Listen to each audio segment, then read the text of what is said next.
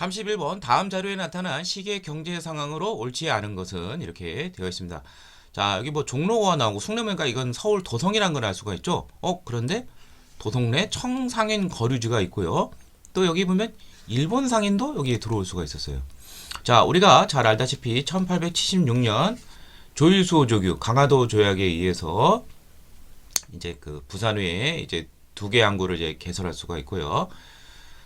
그런데 개항장 일본은 개항장 심리로 제한이 돼 있었어요. 그래서 내륙하고 도성에는 나갈 수가 없어요. 그래서 여기로 나아가려면은 중간 상인들이 좀 필요해요. 그게 바로 대표적인 게 객주, 여각, 뭐 보부상들이 되겠죠. 그래서 이들도 약간의 중간에서 이제 이득을 취급할 수도 있었습니다. 자, 그런데 1882년 이모군란을 진압해서 우리 조선의 요청으로 이제 청은 조청 상민 수륙 무역 장정을 체결하게 되죠.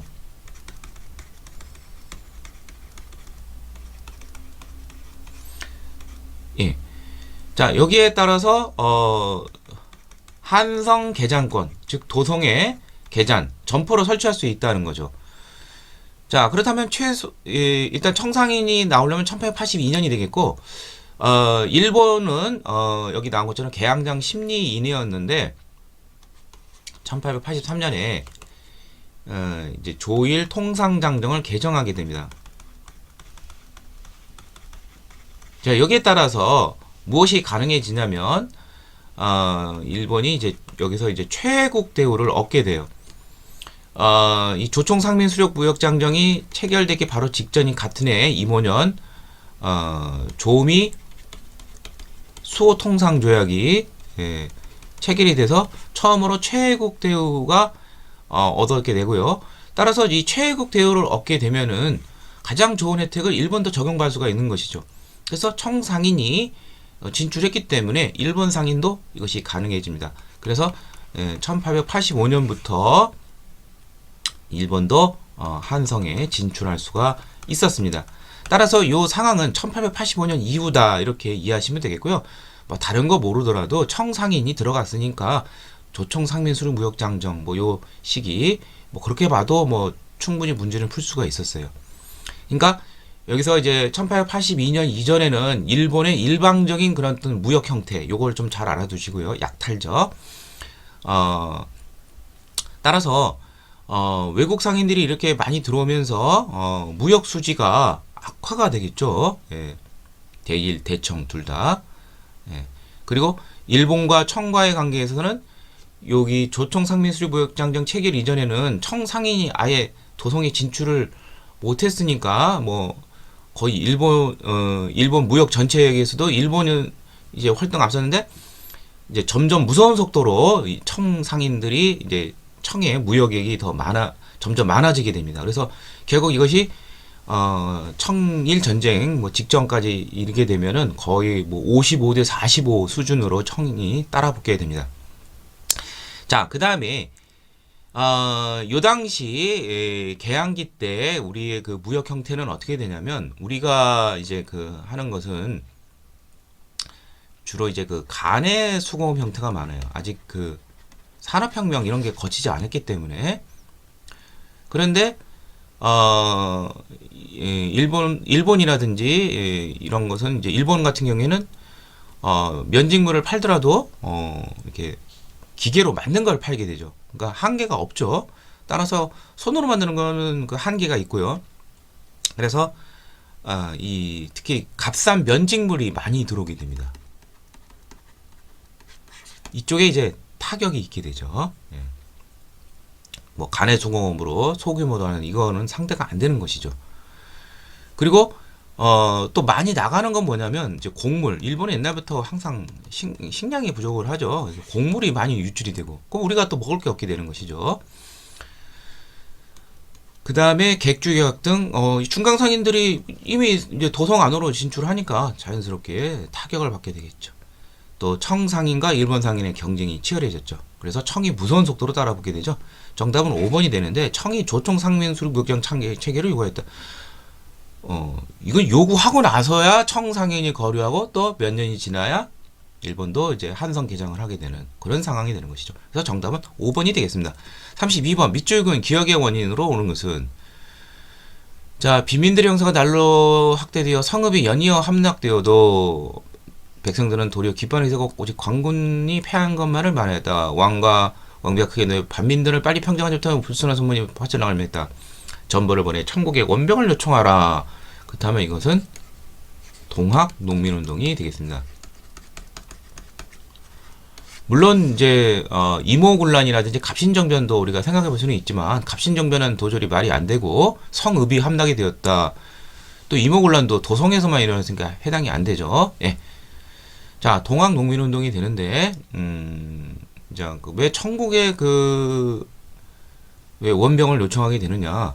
바로 1차 동학 농민운동의 1차 봉기에 있어서 관군을 다 무찌르게 되죠. 대표적인 게 1차 봉기 당시 뭐 황토현 전투에서는 전라도 가명 군대를 깨고 그 다음에 황룡청 전투에서는 이제 중앙에서 보낸 경군까지도 깨게 됩니다. 그리고 전주의 주도인 이제 전주성을 점령을 하게 된 것이죠. 한 지역을 완전히 장악을 하게 된 것이죠. 그래서 정답은 4번이 되겠습니다. 자, 나머지는 이제 일본군이 경복궁을 점령했다. 여기 보면 이제 천국에 원병을 청하라 이렇게 되어 있죠. 그래서 천국에 이제 원병 요청을 했는데 이제 동학 농민군은 더 이상 하면은 안 되겠다. 외세가 이제 개입을 하니까 그래서 전주 화약을 맺고 그러니까 청군이 이제 들어오니까 이제 텐진 조약에 의해서 일본군도 같이 들어오니까 청일 양국군에 철병을 요구하게 됩니다. 청은 응했지만 일본은 이를 불응을 하고 경복궁을 점령을 하고 가보개혁을 강요하게 되죠. 자, 이후 일본은 여기에 대해서 이제 그 동학교도들은 이제 일본군이 이렇게 할 수가 있느냐? 항일 구국투쟁을 위해서 2차 봉기를 하게 되는 것이죠. 예. 요거 다음에 그렇게 이어지는 것이죠. 자, 나머지는 뭐 다 다른 시기가 되는 것이죠. 이게 이제 가보년 1894년이고 프랑스군이 강화도를 침략하였다. 병인 양요죠. 1866년. 99년들이 이모군란을 일으켰다. 1882년이고 그 다음에 김홍직 내각이 단발령을 시행하였다. 1895년. 예. 뭐 양력으로 치면 이제 96년 1월쯤이 되는데 단발령을 시행하게 되죠. 을미개혁에 의해서. 예. 자, 정답은 4번이 되겠습니다. 33번 가에 들어갈 기사의 제목으로 적절한 것은 청에 의존할 생각을 버리고 자지독립의 기초를 세운다. 왕실사무와 국정사무를 나누어 혼동하지 않는다. 그래서 왕실사무는 국내부가, 국정사무는 의정부가, 그 다음에 재정의 일원화, 탁지 아문에서 관할한다. 아문이란 말이 나왔어요. 문벌을 가리지 않고 이렇게 됐다. 이게 바로 1차 갑오개혁의 그런 내용이 되겠죠. 예.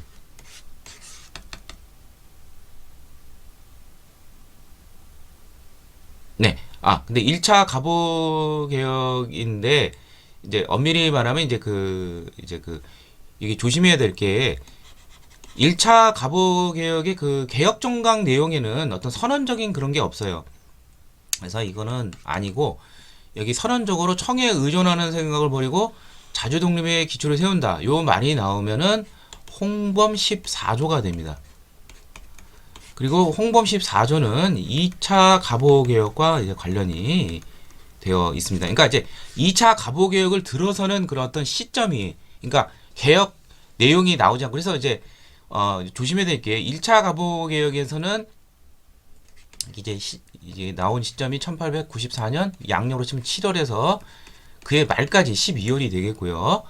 그 다음에 홍범 14조는 이제 1894년 12월, 이제 양력으로 치면 1895년 이제 1월이 되는데 이 시점에서 이제 2차 갑오개혁이 이제 시작이 되는 거예요. 이제 내각을 바꾸고 하면서 선언적인 내용을 하면서 개혁이 나오기 때문에, 그래서 아직 원래는 1차 가보기에서 6조를 8아문으로 고쳤죠. 그래서 여기 아문이란 말이 나왔어요. 그런데 2차 가보기에서는 8아문을 이제 7부로, 그러니까 탁지부가 돼야 돼요. 근데 이게 선언하는 시점이니까, 가보개혁 2차 가보개혁 시작하는 시점이니까 아직은 1차 가보개혁의 그러한 기구 명칭 이런 게 나오게 됩니다. 자, 그래서 이것은 홍범 14조가 되겠고, 홍범 14조를 발표하기 앞서서 이제 독립서거문이라는 것을 이제 종묘에 나가서 제사를 지내고 고종이 독립서거문, 그러니까 독립을 한다는 것은 이제 일단 일본의 어떤 그러한 제초계에서 이제 가보개혁 이런 게 나오긴 하지만 이제 기존의 청에서 이제 이탈하려는 그런 것을 나가게 됩니다. 근데 여기에는 이제 일본의 어떤 의도가 있는 것이죠. 청과의 연결고리를 끊으려는 것이죠. 아직 청일전쟁 중이니까. 예. 그래서 정답은 1번이 되겠고요. 관민공동의 헌의육조를 바치다. 이거 독립협회와 관련된 것이죠. 1898년 10월에 중추원 관제 의회식으로 바꾸는 이것이 포함이 되는 천의육조를 바쳤고요. 농민군 패정개혁안을 제출하다. 1894년 6월 전주화약을 이제 체결할 때 이제 패정개혁안을 이제 제출을 하죠. 이제 거기에 따라서 이제 직강소라는 것을 설치 합의를 해서 직강소 개혁 정치를 하게 되고요. 광무왕제 대한국 국제를 반포하다. 이게 이제 1899년 대한국 국제를 발표하면서 헌법적 문서죠. 전제군주제를 표방했고요. 급진개합화 개혁정강 14조를 내세우다. 이게 바로 갑신정변과 관련되어 있죠. 1884년 12월 거기 핵심 내용에는 신분제를 폐지한다든지 조세 일원화 호조에서 탁제함이 아니라 호조가 되겠죠. 그때는 지조법을 개혁한다든지 규장각 폐지, 회상공국 폐지 등등 이러한 전근대적 이러한 기구들 이런 거 폐지 이런 게 많이 나오게 됩니다. 자, 아무튼 여기 맞는 정답은 1번이 되겠습니다. 34번 가에 들어갈 유물로 오는 것은 숙종 때 본격적으로 주제되어 조선 말까지 사용된 화폐로. 그러면 상평통보죠. 네. 숙종 4년에 이제 나온 전국적으로 유통된 화폐죠. 상평통보. 네, 정답은 3번이 되겠습니다. 이거는 건원 중보. 그 다음에 요거는 좀 이제 근대적인 화폐로 보이네요. 이제 조선시대 그런 것이 아니라 이게 좀 자세히 볼 수는 없겠지만 이거 아마 전한국에서 아마 발행한 백동화로 이제 추정이 되어집니다. 그 화폐 정리 사업의 대상이 되는 것이죠. 그 다음에 조선통보, 대동이전. 자, 대동이전은 이제 대동법과 이제 관련된 것이긴 한데 이제 대동법도 이제 화폐도 이제 수납할 수가 있었죠. 그것과 관련된 것이다 이렇게 이해하시면 될 것 같습니다. 아무튼 여기서 요구하는 것은 상평통보 3번이 되겠고요. 다음 35번 이상설 선생에 대한 것인데, 자, 이분은 이제 제일 유명한 것이 이제 헤이그 특사의 일원으로서 유명하죠. 이제 고종의 밀명으로 만국 평화에 파견이 되었다. 자, 그 다음에 이제 두 번째로 많이 물어보는 것이 이동영 등과 함께 연해주 신안촌에서 정부 수립인데 이게 바로 대한 광복군 정부가 되겠습니다. 이 대한 광복군 정부의 모태가 되는 조직은 권업회라는 것이 있어요. 그러니까 여기 리을에는 권업회가 나오고요. 네. 그래서 신안촌에서 권업회를 조직하고 연해주에서 대한광복군 이거 다 맞는 내용입니다.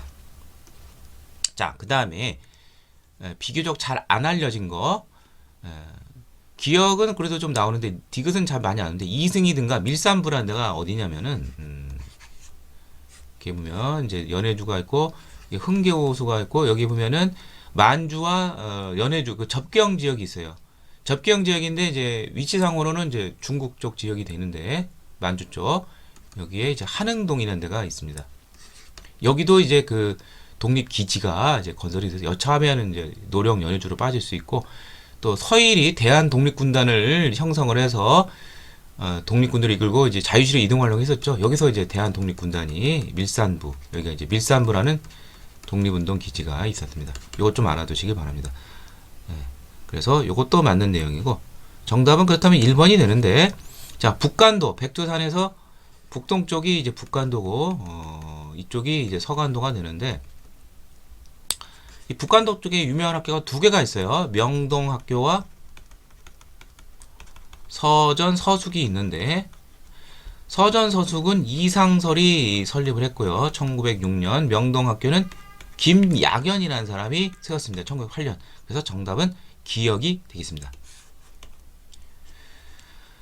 36번. 가시기에 쓰던 역사적 사실로 오는 것은, 사진으로 보는 우정연표 이렇게 되어 있는데요. 우체사 건물, 을미개혁의 일환으로 우편제도가 이때 처음 시작이 됐고요.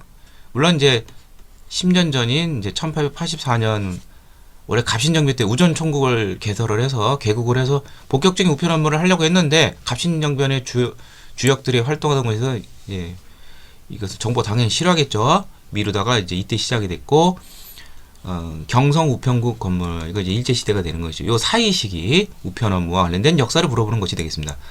갑신정변으로 우편 업무가 중단했다. 갑신정변이 1884년 12월이니까 해당 안 되죠. 고종의 명령으로 우정총국이 개설했다. 이게 같이 연결이 되는 거죠. 개국축하연. 한성순보에 우편이 필요했던 기사가 실렸다. 한성순보는 1883년에서 이것도 이제 개화당과 관련돼서 갑신정변 요때까지 존속을 했습니다. 그 다음에 보빙사 일행이 미국 우정선과 뉴욕 우정, 보빙사가 1883년에 갔다 왔죠. 자, 그렇다면 정답은 4번인데, 만국 우편연합에 가입하여 외국과 우편물을 교환하였다.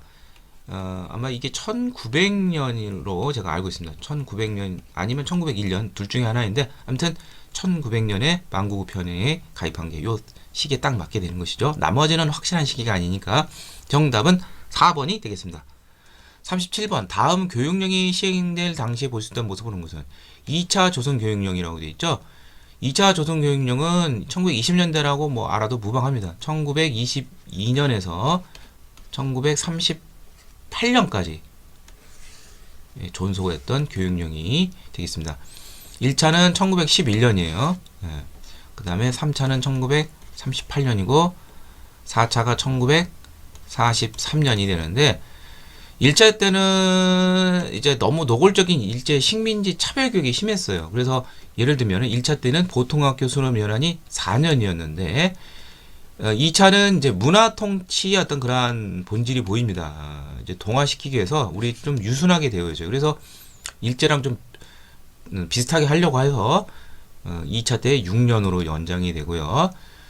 1차 때는 이제 뭐 전혀 무단 통치니까 우리말, 우리 역사 이런 데서 제약이 굉장히 많았는데 2차 때는 조선어가 필수가 됩니다. 근데 이제 3차 때가 되면은 이게 이제 중일전쟁 이후 총동원령 체제 때죠. 필수가 아니라 선택이 돼버려요. 이게 바뀌게 되는 것이죠. 그리고 전시체제가 되면서 아예 조선어 교육을 아예 금지시키고요. 4차 때는 등등등등. 그리고 사범학교와 대학을 설치할 수 있는 길이 마련됐다. 그래서 밀립대학 설립운동이 나오고 일제는 이를 방해하기 위해서 경성제국대학을 설립하게 됩니다. 자, 요 시기 1920년에서 1938년. 자, 공출로 녹그릇을 가져가는 학생. 이거 전시체제죠. 1940년 이후에 볼 수 있는 것이 되겠습니다. 금속 공출이 되겠고요. 국채보상운동, 이건 일제 식민지가 되기 전이죠. 1907년. 일본식 서명으로 바꾸라며 지적하는 교사, 이게 창씨 개명이죠. 이건 이제 조선 민사령 개정과 관련되어 있는데 이게 1939년에 개정이 됐어요. 그러니까 요때 이후니까 안 되고. 자, 근우회가 주최한 강연회에 참석한 학생, 근우회, 신간회 같이 세트로 알아두라고 그랬죠. 여성단체 1927년에서 1931년까지 근우회, 신간회 다 똑같이 존속했어요. 그러니까 정답은 4번이 되겠고요. 학교에서 목공으로 군사 관련 여학생, 이건 전시교육 체제와 관련되어 있죠. 이건 이제 4차 때의 모습이 되겠습니다. 자, 정답은 4번이 되겠습니다. 38번 가단체에 대한 설명으로 옳은 것은 자, 신흥무관학교 얼굴만 봐도 우당 이회영 선생, 서고 이동영 선생, 그 다음에 석주 이상용 선생 다 신민의 회원으로서 서간도 삼원보 지역에 집단 이주한 인물들이죠. 여기 나오죠. 그래서 이들이 단체로는 경학사 밥 깔고 공부한다. 그러니까 터전 마련해서 생업과 이제 학문 이걸 굉장히 중시 여기죠. 그리고 학교로는 신흥 강습소라는 것을 세우고 이게 신흥 무관학교로 개칭이 되죠. 나중에 독립군 양성의 산실이다. 이게 이제 1911년에 있었습니다. 이게 바로 신민회 회원들이죠. 신민회와 관련된 것을 찾아라. 이 문제가 되겠습니다. 1907년에서 1911년까지 존속을 했고요. 신민회는 대표적인 애국계몽운동 단체입니다. 애국계몽운동의 일환으로 교육과 산업에 신경을 많이 쓰게 되는데 교육과 관련돼서는 학교를 세우는데 이승훈이 평북 정주의 오산학교를 그 다음에 도산 안창호 선생이 평양의 대성학교를 설립하게 되었습니다. 따라서 정답은 3번이 되겠고요. 산업과 관련돼서는 자기회사라든지 평양의 자기회사를 설립한다든지 뭐 태극서관 이런 것 등을 태극서관 이런 것 등을 설립을 해서 산업을 진흥시키려고 노력을 했습니다. 자, 나머지 보도록 하죠. 일본의 황무지 개강권 요구를 저지한 단체는 최초의 애국계몽단체 보안회가 되겠죠. 1904년 고종의 강제 퇴위 활동을 주도하다가 결국 강제 해산이 된 거 신문지법에 의해서 바로 대한 자강회가 되겠죠. 만민공동회를 열어 열강의 이권 집회를 저지하였다. 이건 이제 독립협회가 되겠죠. 복벽주의 대한제국을 다시 재건하는 것이죠. 자, 신민회는 최초로 공화정체를 추진한 그런 단체이죠. 예. 복벽주의 하면은 이제 떠오르는 단체가 임병찬이 설립한 1912년에 설립한 독립의금부라는 게 있죠. 예, 정답은 3번이 되겠습니다. 39번 가의 배경으로 옳지 않은 것은 뭐뭇을 준비한 지도부는 평화 시위를 통해 독립의존을 알려서 강대국의 도움을 받아야 한다고 생각했어. 강대국이란 말이 나와요. 대한민국 정부를 수립하고 무장동맹을 본격적으로 개개가 됐다. 바로 이렇게 3.1운동과 관련되어 있는 것이죠. 예. 예. 자, 3.1운동의 배경에는 두 가지가 있죠. 2.8 독립선언하고 그 다음에 윌슨의 민족 자결주의. 예. 자, 도쿄에서 최팔룡, 백관수 등 조선 청년 독립단들이 3.1운동에 앞서서 2.8 독립선언을 이제 발표하게 되었습니다. 그 다음에 레닌, 최초로 사회주의 혁명인 러시아 혁명을 주도한 사람이죠. 세계 민족해방운동을 지원할 것을 선언하였다. 예, 요 배경도 있죠. 이제 1917년 이제 소련이 성립이 되고 러시아 혁명이 일어나고 이후 민족운동을 지원한 거죠. 그래서 뭐 자유참변 이런 거와도 관련이 돼 있죠. 네, 만주에서 민족주의자들의 대한독립선서를 발표했다. 1918년 11월 이른바 무호 독립선언이죠. 예. 여기서 일제와 결전을 싸워서라도 독립을 하겠다 이런 것이 나옵니다. 이것도 이제 되겠고 상하이의 신한청년당이 파리강화회의 대표를 배회했다. 1차 세계 전후 처리 이 파리강화회의 여기 이제 윌슨의 민족 자결주의 이런 것도 관련이 되어 있는 것이죠. 그 시점이 되는 것이죠. 그래서 신한청년단 소속으로 파견이 됐는데 대한민국 정부가 수립이 되자 임시정부에서 외무총장으로 임명이 돼서 거기서 이제 활동을 하게 되는 것이죠. 자, 정답은 5번인데 안창호의 주도로 한국 독립유일당 북경총송회가 설립이 되었다. 독립유일당이라는 말은 이제 그 좌우 이제 연합이 되는 것이죠. 이게 찢어지지 말자는 거죠. 한합해서. 이런 게 이제 1926년 이후로 좀 많이 나오게 됩니다. 60만 세도 있기도 하고 사회주의와 같이 결합을 해서 좌우 가릴 것 없이 항일 연대를 하는 것이죠. 그래서 정답은 5번이 되겠습니다. 40번 가에 대한 설명으로 옳은 것은 항일 독립운동 사적지 조사연구 김기곤 봉섬.